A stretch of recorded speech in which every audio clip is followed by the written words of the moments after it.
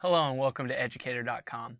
Today is our first lecture, and to start with molecular biology, first we have to do a little bit of biochemistry review, and we're specifically going to focus on the importance of the chemical bonds. So as our overview, first we're going to talk about chemical bonds. We're going to talk about both covalent and non-covalent bonds and the different types of each of those.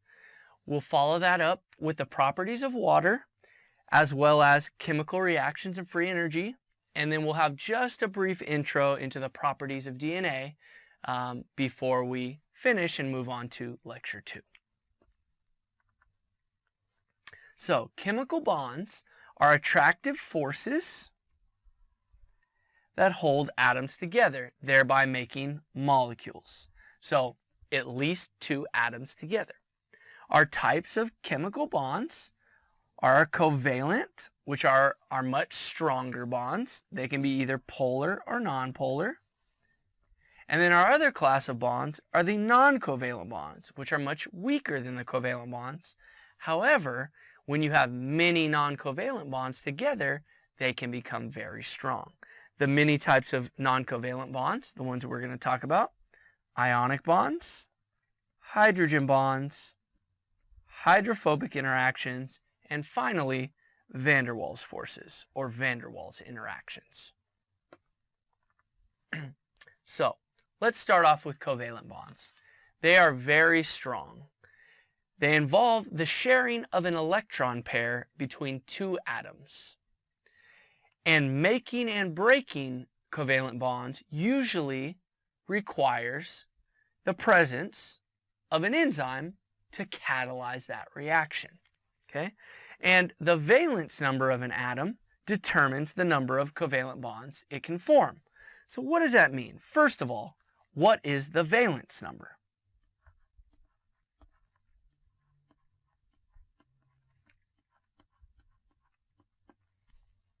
That is just the number of unshared electrons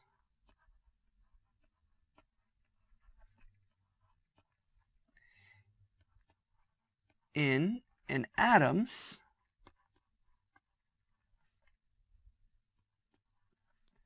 outer shell.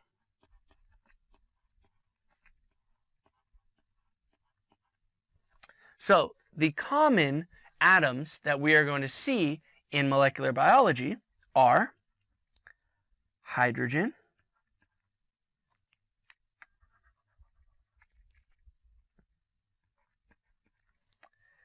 oxygen, nitrogen, carbon, phosphorus, and sulfur.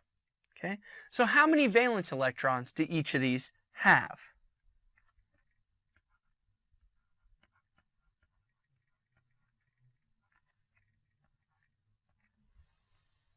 So hydrogen has 1 valence electron.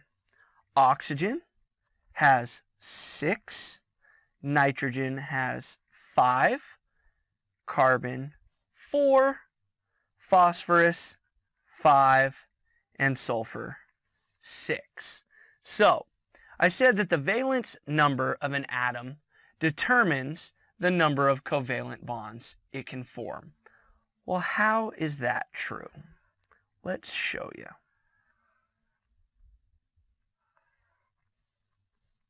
So the key here is that all atoms, other than hydrogen, want to have a full octet, meaning a full 8 electrons in their outermost shell. Okay? So, that will determine how many bonds it can make. Okay? So, hydrogen, I said, was the only one that doesn't want 8. Okay? And that is because hydrogen, its full electron shell consists of 2 electrons. Okay? So, every bond is a sharing of a pair of electrons.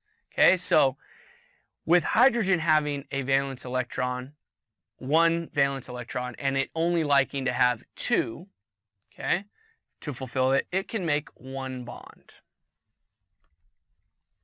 Okay. Oxygen, to have its full octet, can either accept 2 electrons from somewhere else or give up 6 of its own, but it's more likely to take 2. So therefore, by taking 2 electrons, each one of those is going to participate in a bond. So that is 2 bonds for oxygen. Nitrogen, to get its full octet, would want 3 bonds. Okay, sometimes it can actually have 4 bonds. Carbon, to get its full octet, wants another 4 electrons, so 4 bonds. Phosphorus actually is kind of a little different in the fact that it will more likely give up its 5 than take on 3, so it'll have 5 bonds. And sulfur is a little bit weird in the fact that it's a little more variety. It will make a possible 2, 4, or 6 bonds. Okay. Now, the number and types of bonds ultimately determines the geometry of what the molecule will look like. So, single covalent bonds, so that would be like, say, this, for example, a nitrogen. That would be a single covalent bond, which is a sharing of 2 electrons. Allow rotation of the atoms around the bond, meaning this can flip upside down, right? Flip, okay, maybe even curl a little bit. Double and triple bonds, so for example, a double bond, that's a sharing of 4 electrons, or a triple bond, the sharing of 6 electrons between there. Don't allow any rotation around that bond. So bond angles are actually determined by the number of atoms, and the whole goal is to space out the electrons, because the electrons are negatively charged. If you've ever played with magnets, you know that 2 things of like charge want to push away. They repel, right? 2 negatives or 2 positives repel. A negative and a positive attract. So chemical bonds can be broken down into your polar and your nonpolar bonds. Now, your polar bonds, also called electric dipoles, this is a bond between 2 non-metal atoms with differing electronegativities. Okay, and what that basically means is that they are not sharing the bonding they're not sharing the electrons equally. Okay, so let's say, for an example, one of the examples is hydrogen chloride.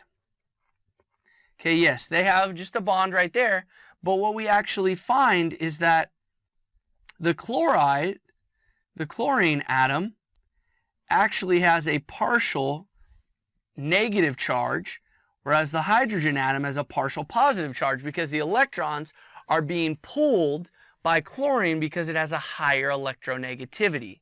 And if you look at the periodic table, electronegativity decreases as you go downward and as you go leftward. Okay, so you decrease electronegativity as you go down and to the left. Okay. A nonpolar bond, on the other hand, is a bond between 2 metal atoms with similar or even equal electronegativity. So an example of that would be, let's go back to our nitrogen. Right? So that would be an example of a nonpolar bond, because nitrogen, if we find nitrogen, right? If you have a nitrogen with an electronegativity of 3.04 and another nitrogen with an electronegativity of 3.04, they're exactly the same, so electrons are evenly shared. Whereas this chloride, right, this is a 3.16 electronegativity. Hydrogen over here is a 2.20, okay? So electrons will move toward the chloride. Okay, good. So now some examples of our non-covalent bonds, or what a non-covalent bond is, right? So they are not the same as the covalent bonds, right? So they don't have that real nice sharing of the actual electrons, right? These are not electron sharing. So ionic bonds, hydrogen bonds, hydrophobic interactions, and van der Waals forces are all examples of non-covalent bonds. Okay? Ionic bonds being the strongest, van der Waals forces being the weakest. So, ionic bonds form between charged groups, otherwise known as ions, and they are the strongest of the non-covalent interactions. So an example, let's say, our sodium ion, our chloride ion coming together to make sodium chloride, otherwise known as table salt. Hydrogen bonds are a type of dipole-dipole interaction between a hydrogen atom and a highly electronegative atom, usually being your oxygen, nitrogen, sulfur, or fluorine. Okay, as I mentioned before in an example of a polar bond, I used hydrogen and chlorine, right? Hydrogen chloride as being a polar bond. But hydrogen and oxygen, okay, or hydrogen and nitrogen, right? Those are not polar bonds. Those are examples of hydrogen bonds, okay? Now we have non-covalent bonds, the other two left, all right? We have hydrophobic interactions, and those occur between non-polar molecules to limit their interaction with water. Think of droplets of oil in water and how they come together to form a bigger droplet. Okay, and I'll explain that a little bit. And finally, van der Waals forces. Okay, these occur between all molecules as a result of unequal distribution of electrons. Okay, so these can be either attractive or repulsive. Okay, and all together, when we're talking about these bonds, multiple weak bonds can have an additive effect to stabilize molecules, and we'll see that throughout this course, especially for DNA. Hydrogen bonds not very strong, right? Van der Waals forces not very strong. Hydrophobic not very strong, but those together actually hold our DNA. They hold the two strands of DNA together, right? So a lot of very weak bonds added up over the length of a molecule can be very strong.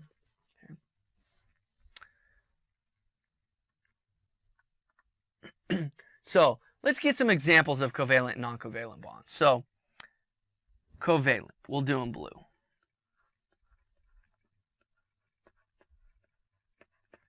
All right, we'll say polar. An example of a polar one, right? So unequal distribution of electrons. We said before HCl. And I'll give you another one.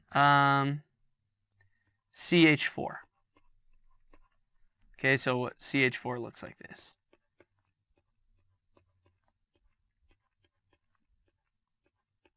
Okay, and there's equal sharing between the carbon and hydrogen in all of those. Okay, non-polar.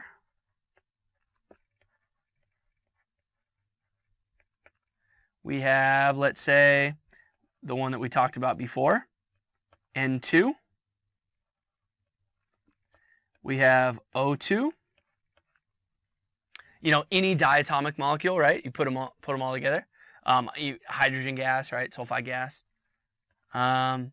Or even the carbon bond in an ethane molecule. So this is what ethane looks like.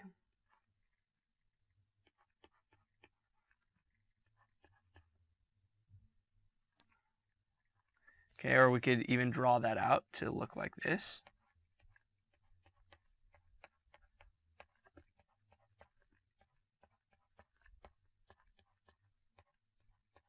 So all of the carbon-hydrogen bonds are actually covalent, in polar covalent, but the bond between the carbon and the carbon is actually a non-polar covalent bond. Okay, so the non-polar, let's put in green, this is actually non-polar. Okay. Now let's give some examples of, oh no, what else do we have? Some examples of our non-covalent.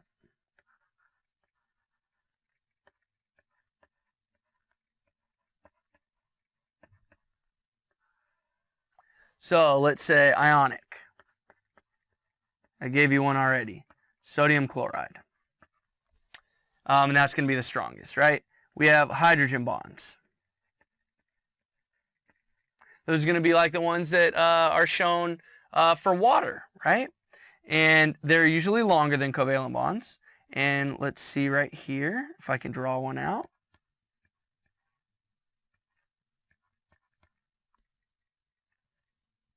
And by the way, water, those are covalent bonds, okay, between the hydrogen and oxygen. And it would be a polar covalent bond. So I'll even draw that one up here. Okay. H2O. Okay.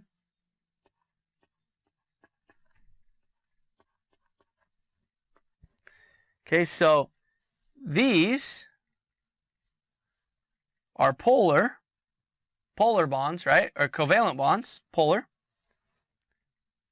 And then if I draw another water, this right here, the bond between the oxygen and the hydrogen of two separate molecules is a hydrogen bond. Okay. Now we have hydrophobic interactions.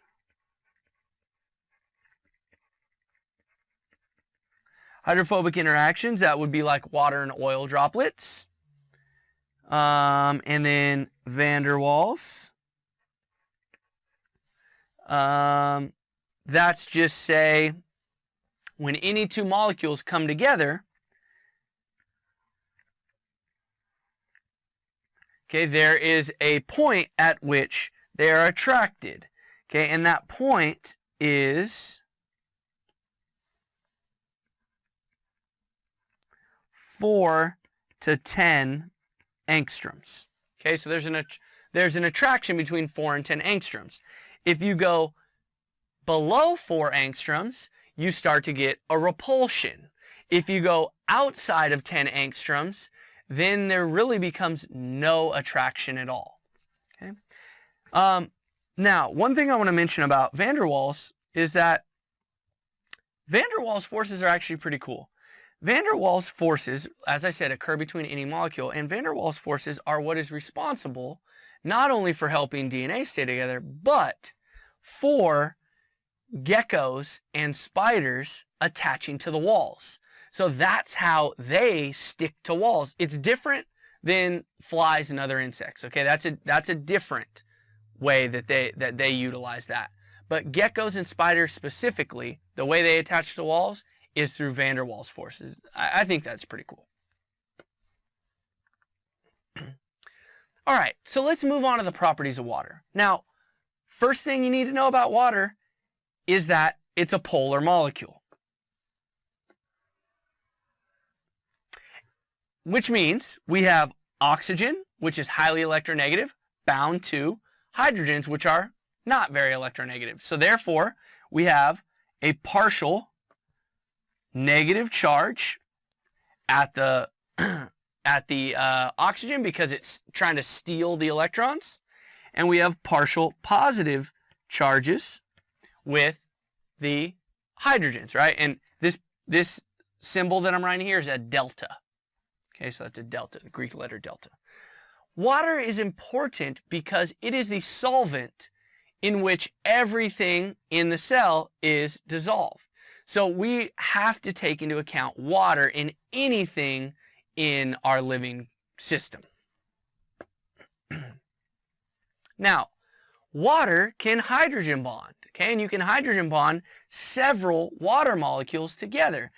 A single water molecule can actually make 1, 2, 3, 4 different hydrogen bonds, okay, with 4 different oxygen molecules, or sorry, with 4 different water molecules.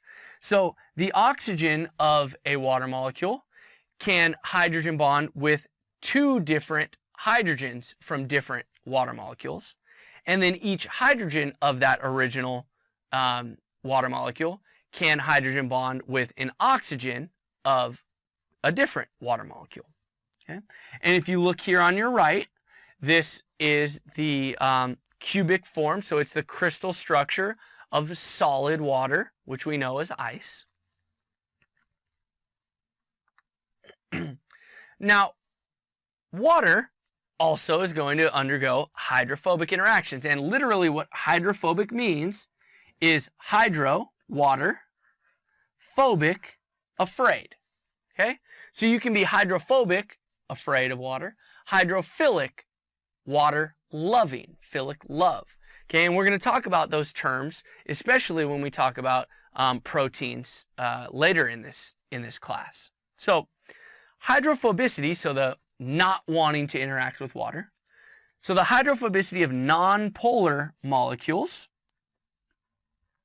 promotes aggregation, so the coming together, by releasing water molecules in contact with their surfaces, enabling released water to form more hydrogen bonds with other water molecules. So imagine that this oil is in an aqueous solution of water, right?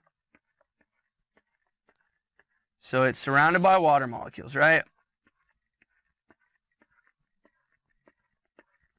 Well, the water wants to interact with other water molecules more than it wants to interact with oil. And the oil desperately wants to interact with other things than water. So the oil wants to reduce its total surface area touching water. So what it will do is it will come together, okay, so it'll come together to push water out, right? It pushes all this water out, that surface area that's touching the water. So it'll basically erase all that, right? By becoming this big blob. And of course, water is still attached on the outside, but it's pushed out a lot of water in the process. So better for the oil, now it is just touching less water, right? And better for the water because the water is touching more water than the oil itself. So this is a huge property of water, and this is important, okay? And we always think about our nonpolar molecules because of this. All right, so let's switch gears just a little bit to chemical reactions and free energy. So in a reaction, A plus B going to C plus D, there's always something called an intermediate or a transition state that we usually do not see. Okay, and that is the point that we call here AB. That is the point at which it is transitioning from the reactants A and B to the products C and D. And this usually occurs via an enzyme. Okay. Now, the rate of a reaction is affected by the concentration of the reactants as well as the concentration of the products. The rate will also be affected by the energy barrier, the temperature, as well as the pH of the solution in which the reaction is occurring.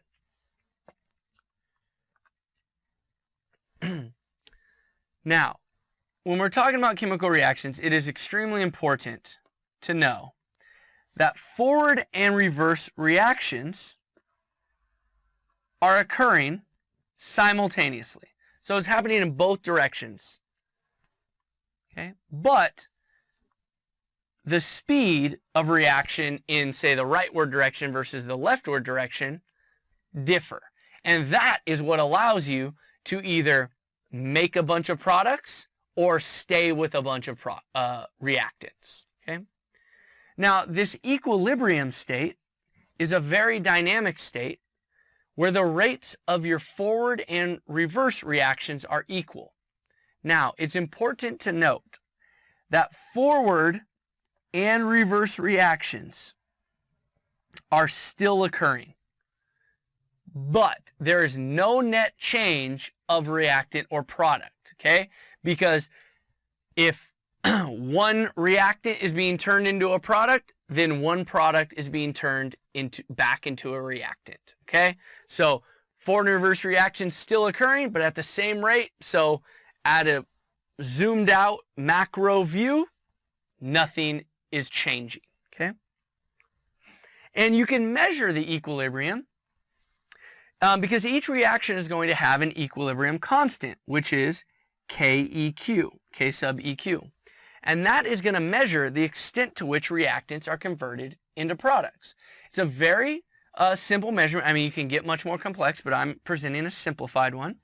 Is that the KEQ is equal to the concentration of your products over the concentration of your reactants. And so from here, you can understand that if you have your numerator, right, bigger, right, so KEQ is going to be greater than 1, then the reaction favors the products. If you have the denominator larger, you're going to have a number less than 1, and that reaction is going to favor the reactants, so the backwards, right? So, as an example of these, I want to show a very cool aspect of chemical reactions. So, in the following reaction equation, label the reactants and the products. Okay? So as we talked about before, I'll work this through with you. A plus B going to C plus D, right? You're starting with this, so these are going to be your reactants. And you're ending with C and D, so that's going to be your products. But this is a double-headed arrow that we see right here.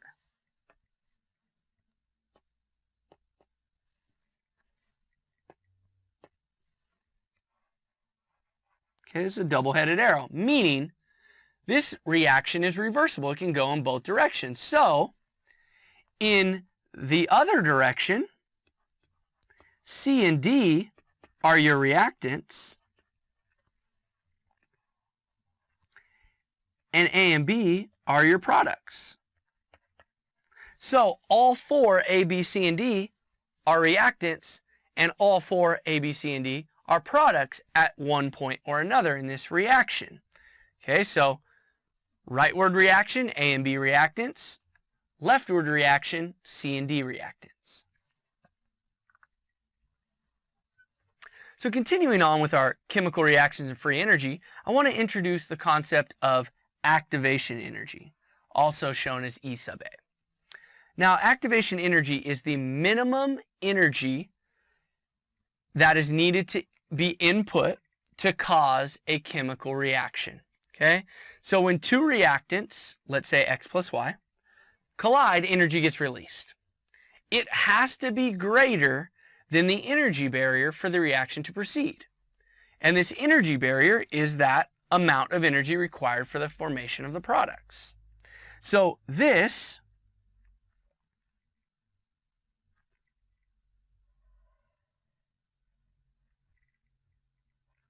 is your energy barrier or your activation energy. Okay? Because this is the energy of your reactants, and this is the energy of your products. And even though your energy of your products are lower than your reactants, you have to pass this hump, this threshold, to be able to get down to here.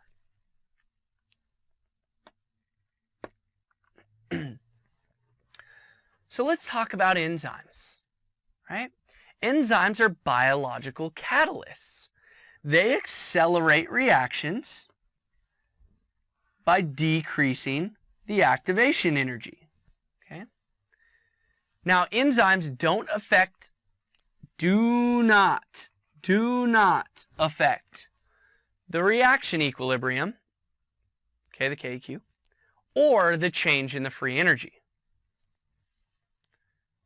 But they can decrease this, right? Let's say with an enzyme, my curve might look like this.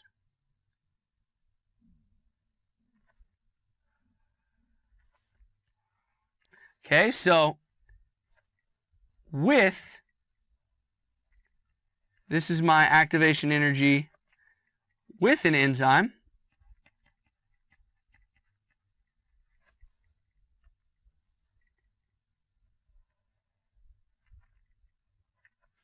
Right, but they should end in the same place.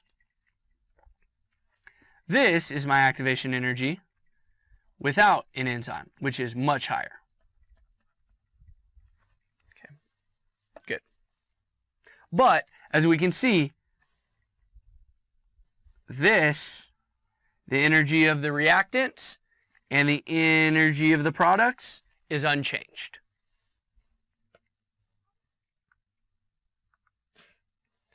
So let's give a few statements about chemical reactions and free energy. So what is free energy? We usually talk about it as Gibbs free energy and as the change in Gibbs free energy, so delta G. This is the difference between the free energy of the products minus the free energy of the reactants. Now, as we saw back there on the previous slide, we had two different looking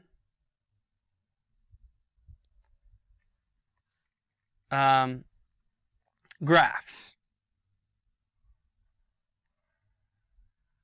Okay, this is reaction progress. Okay, and this was free energy.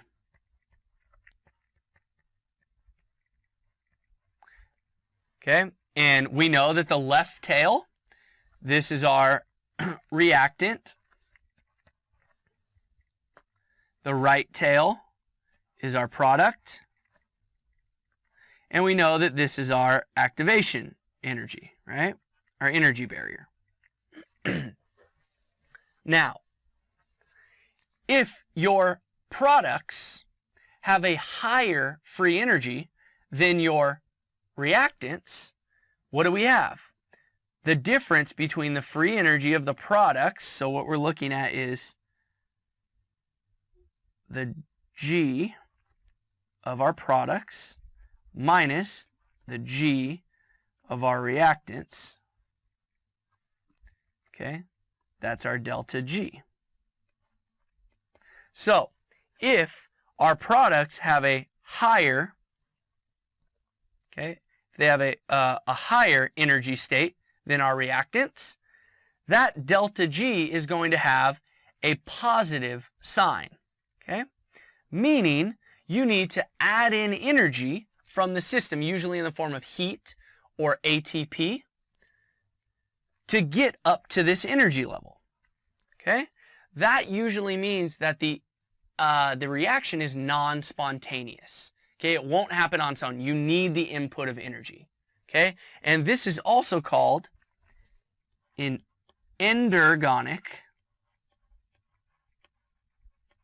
reaction. Okay, now let's look at the flip side.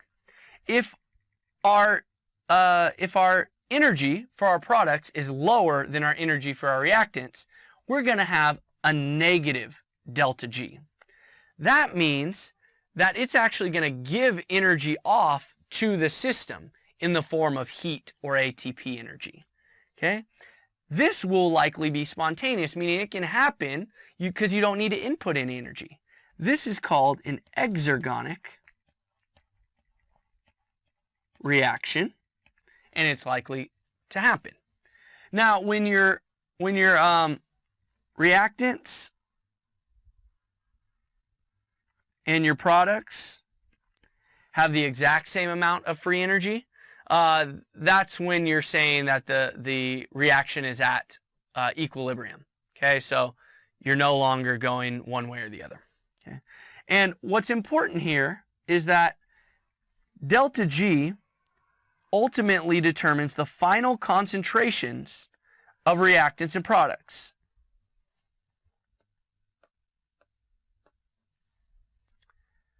But not the reaction rate. Okay, the reaction rate is determined by the enzymes, right? By the activation energy. Okay. Good. All right, so over here, remember if we have the reactants,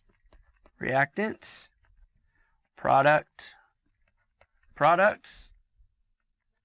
we have our activation energy. Okay. This is endergonic. You need to put in energy because the products have a higher energy than the reactants, meaning this is delta G of positive, right? Meaning endergonic, positive delta G, non-spontaneous. In this reaction, the reactants have a higher energy than the products, meaning they're giving energy off to the system, meaning it's exergonic. The delta G is negative, and it is likely to occur, right? Spontaneous. So, one thing about spontaneous and non-spontaneous, are negative delta G, positive delta G, is that just because you have a positive delta G and it's a non-spontaneous reaction doesn't mean it will never occur. Reaction coupling is what happens when you can add a negative delta G to a positive delta G reaction to allow that positive delta G reaction to occur. So what happens is that the second reaction consumes the products of the first reaction, preventing reverse of the reaction, which would otherwise be favored. So if you can, let's say, have, in the big scheme of things, here's our progress. Here's the free energy. Right, and that's going to go that way. What you could actually have here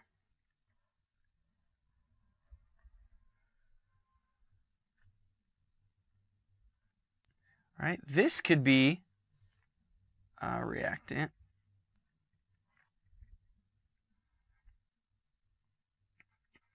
Product. This could be reaction 1. And as we can see here, the products are much lower in, I don't like how I do that. They are much lower in energy than the reactants. Therefore, it is highly negative delta G. This can be coupled to another reaction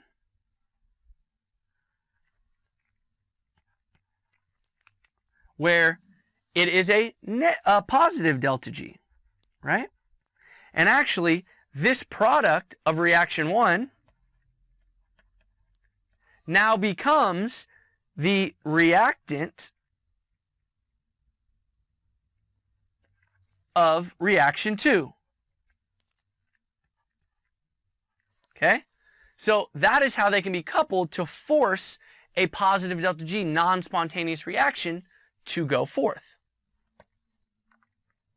So let's quiz you based on the last couple slides. What information can be gleaned from a reaction with a negative delta G?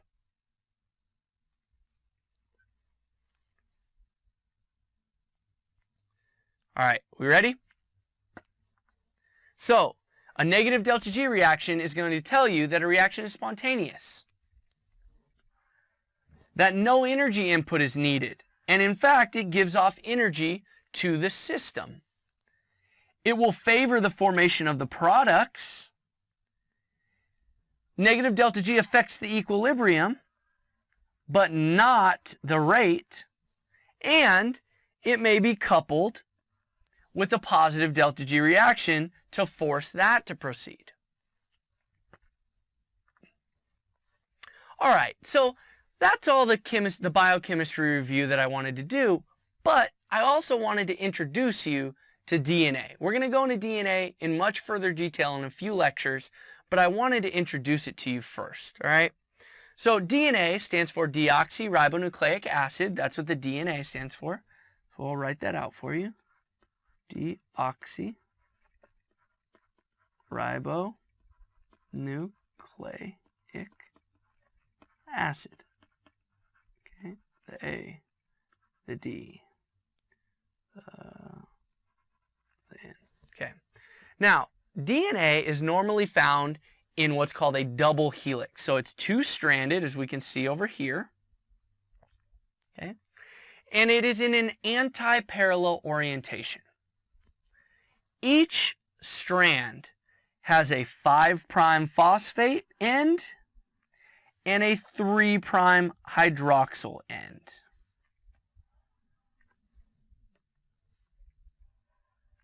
Okay. And when it is in a double helical form, you have one strand, if we're just going to read this from top to bottom, going 5' to 3', and it is bound to its complementary strand in the opposite or anti-parallel orientation, with 5' going up to the top of the page to the 3' hydroxyl end. Okay. Purine bases and pyrimidine bases are two types of heterocyclic nitrogen bases that are parts of a nucleotide. And a nucleotide is the monomer of a nucleic acid. Purines are two-ringed heterocyclic nitrogen structures. Pyrimidines are a single-ring structure. And purines and pyrimidines always pair together. So adenine is an example of a purine, and it will hydrogen bond to thymine, which is an example of a pyrimidine. Okay? Guanine is an example of a purine, okay, down here. And cytosine is an example of a pyrimidine. They will hydrogen bond, okay? G's and C's always make 3 hydrogen bonds, as you can see here. A's and T's always make 2 hydrogen bonds. Under normal circumstances, A's only bind with T's in DNA, and G's only bind with C's in DNA. Okay? And on the outside, so those bonds are on the inside, on the outside is the phosphate backbone that links the nucleotides of the same chain together. Okay? So I said before, we have the bases on the inside making hydrogen bonds. Okay, 2 between A's and T's, 3 between G's and C's. This right here is an example of a nucleotide. These are the monomers of DNA, right, of the nucleic acid polymer. It has to have a nitrogenous base, so a purine in this case. A pyrimidine could also work. A sugar, if it's DNA, it is deoxyribose. If it, so it's just an H here. If it were to be RNA, it would be an oxygen there, right? So that hydroxyl would be there. And it must have a phosphate group, right? Now, just a few other quick things on DNA. It has several forms, A, B, and Z forms. The normal is B form that's found. And there is 10.4 base pairs per turn of the helix in B DNA. So say from here to here is one turn. Okay, so there's 10.4 base pairs. So 1, 2, 3, 4, 5, 6, 7, 8, 9, 10. Okay. There are both major and minor grooves on the surface of the helix. So we have the major groove, okay, and it goes this way. We have the major groove and then the minor groove, okay? And these are important because, as we'll talk later, you can see more of the chemicals, okay, the atoms in the DNA, so that helps for DNA binding of proteins, right?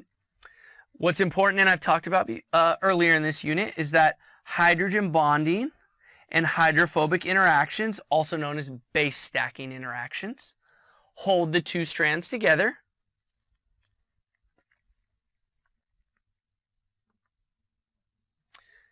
And our DNA can be denatured and renatured, meaning you can break and remake the hydrogen bonds, kind of as if nothing ever happened. Okay, you're not breaking the molecule at all, you're just separating the two chains. Think of it like an ice cream sandwich, right? The two cookie crusts are your DNA strands, and your ice cream is your hydrogen bonds. If you want to denature your double-stranded DNA, you just melt those hydrogen bonds, okay? A couple ways to do it is actually with heat. So, right, if you microwave your ice cream sandwich, which would just be a waste of an ice cream sandwich, but if you did, you'd be able to pull apart those cookie crusts really easily.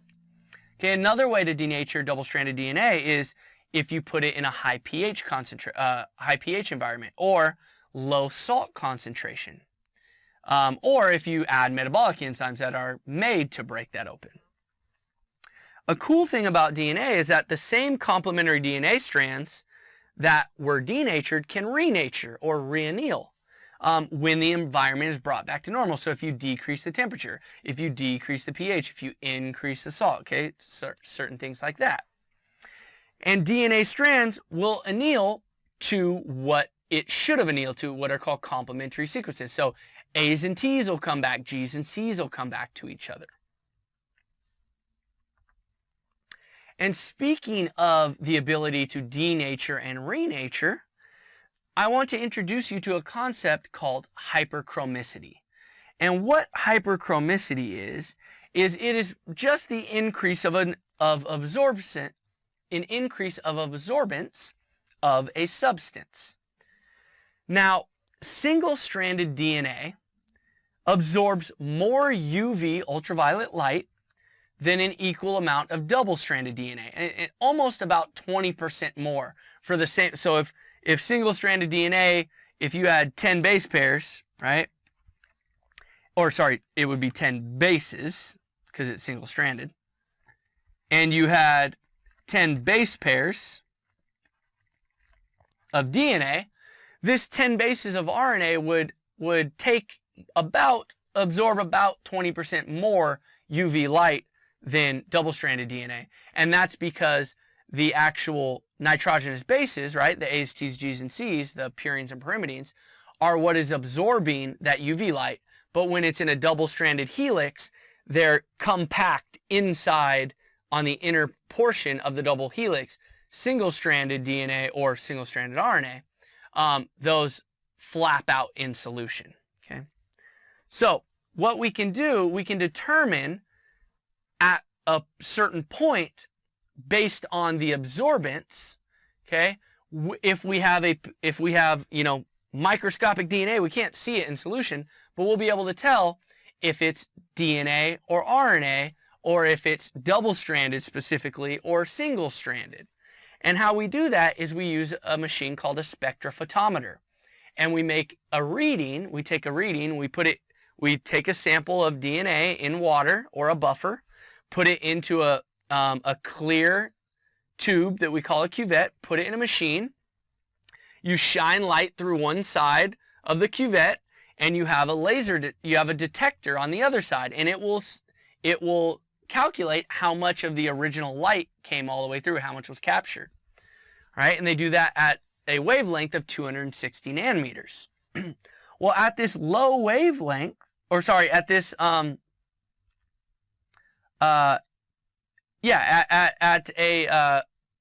this wavelength, okay, we're reading absorbance values. So an absorbance of 0 means that it's completely translucent. All the light went all the way through. At an absorbance of 100%, that means it's completely blacked out. Not a single photon of light went from the light to the capturing device. Okay. So at this absorbance level, we have everything being double-stranded. As you increase the temperature, you start to denature the DNA. So you start to melt those bonds. As you melt the bonds, the nitrogenous bases start being able to flap around in solution more, meaning it catches more UV light, so it absorbs more. okay, into the point where you're completely denatured, so this is double-stranded DNA, until you're completely denatured, and this is actually single-stranded DNA, where it has the full absorbance. Right here at the inflection point is what we call the TM, or the melting point.